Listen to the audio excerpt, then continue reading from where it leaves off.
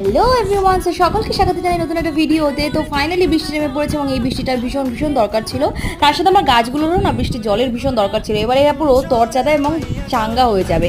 এবং তোমাদের সাথে গল্প করতে করতে আমার পুজোটাও কিন্তু অলমোস্ট কমপ্লিট হয়ে গেছে, যেহেতু লক্ষ্মীবার ছিল।